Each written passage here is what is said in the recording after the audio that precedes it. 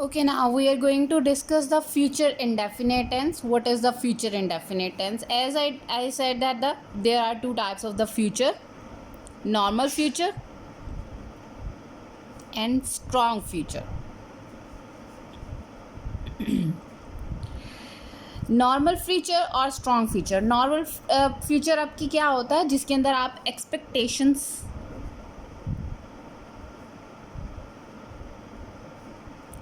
And predictions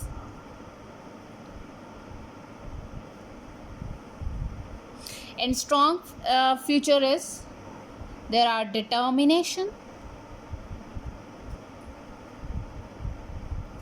promise,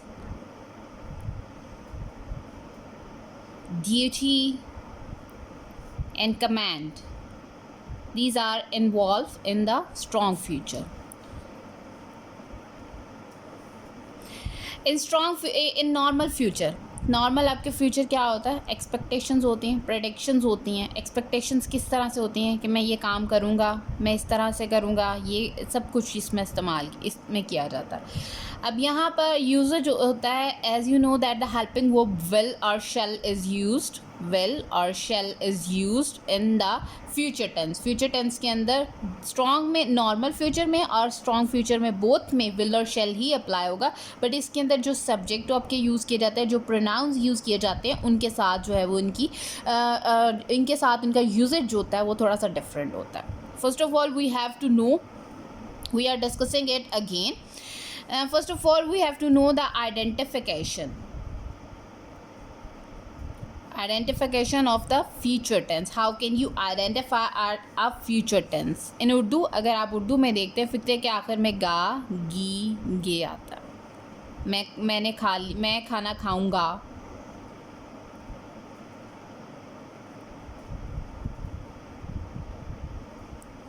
तुम नमाज पढ़ोगे.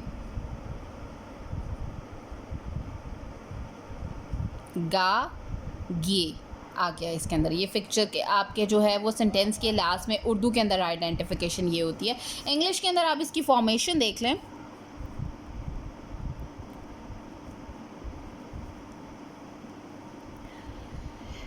Formation, subject, as you know the subject is the part of the sentence. Subject plus will or shall according to the sentence. Will or shall is the helping verb, so they are using according to the situation of the tense, according to the pronoun, according to the subject. And first form of verb, after using will or shall, you have to use the first form of verb, as we write at V1 also, plus object. Subject, will or shall, first form of verb plus object. This is the identification in English. As you know, मैं खाना खाऊंगा. I will eat food. Will or shall is the recognition of the future indefinite tense, and there is a first form of verb after using it. Now there are the three type of these sentences. First one is the affirmative, negative, and the interrogative sentences.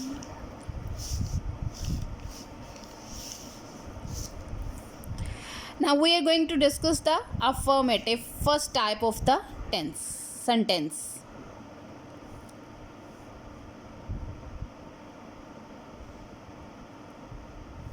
Affirmative की formation देख लेते हैं. सबसे पहले ये मैंने यहाँ पे ऊपर बताई है, subject plus will shall according to the situation of the tense, first form of verb plus object.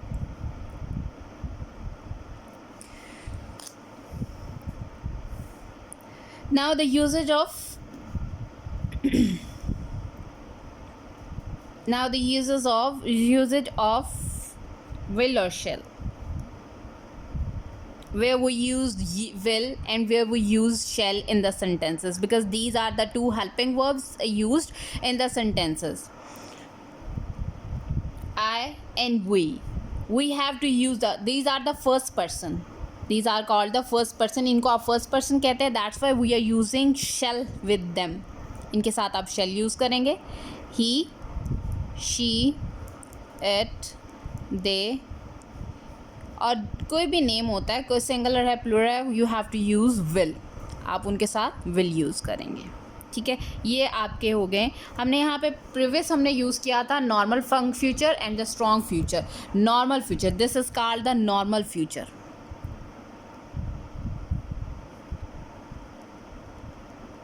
ये आपका नॉर्मल फ्यूचर के अंदर आ जाएगा।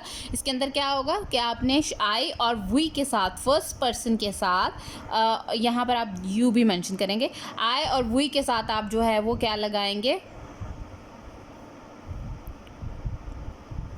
आई और वी के साथ आप शेल लगाएंगे, और बाकी जितने भी आपके प्रोनाउंस हैं उनके साथ आप विल लगाएंगे। ओके, नेक्स्ट आपका आ जाता है यहाँ पे स्ट्रॉन्ग फ्यूचर।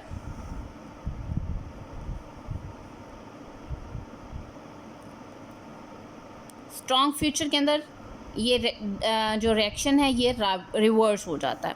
इसके अंदर आई और वी के साथ आप विल लगाएंगे, और बाकी सब के साथ जो है वो आप शेल लगा देते हैं। ऑपोजिट हो जाता है, चेंज हो जाता है, रिवर्स हो जाता है। किस तरह से? अब स्ट्रॉन्ग फ्यूचर क्या आता है, नॉर्मल फ्यूचर क्या है? नॉर्मल फ्यूचर आपका जो प्रेडिक्शंस होती हैं, हमने बात की उसके बारे में होता है, और स्ट्रॉन्ग फ्यूचर के अंदर आपके प्रोमिसेस आ जाते हैं, ड्यूटी आ जाती है, कमांड आ जाता है, या डिटर्मिनेशन आ जाती है। कुछ भी आप जो भी बात करते हैं वो आपकी स्ट्रॉन्ग फ्यूचर में आ जाती है। जैसे अगर हम इसकी एग्जाम्पल लें, इस स्ट्रॉन्ग फ्यूचर की एग्जाम्पल लें, मैं कल ज़रूर आऊँगा।